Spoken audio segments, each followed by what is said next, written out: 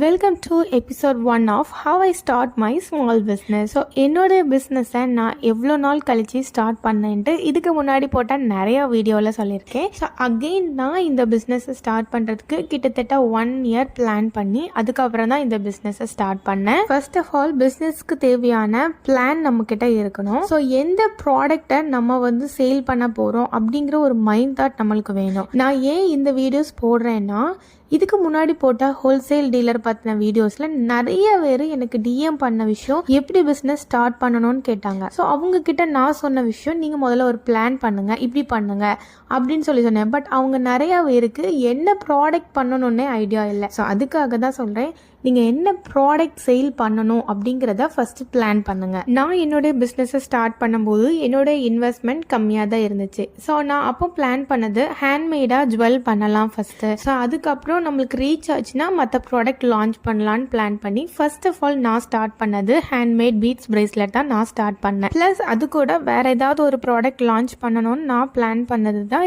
Earrings. So first என்கிட்ட இருந்தது beads பிரேஸ்லெட்டும் earrings மட்டும் தான் நான் லான்ச் பண்ணேன். என்னுடைய பிஸ்னஸை க்ரோ பண்ணுறதுக்கு நான் என்ன டிப்ஸ் ஃபாலோ பண்ணேங்கிறத நெக்ஸ்ட் பார்ட் 2ல் சொல்கிறேன். ஸோ மறக்காமல் நம்ம பேஜை ஃபாலோ பண்ணிக்கோங்க. உங்களோட டவுட்ஸை மறக்காமல் கமெண்ட்டில் டிஎம் பண்ணுங்கள்.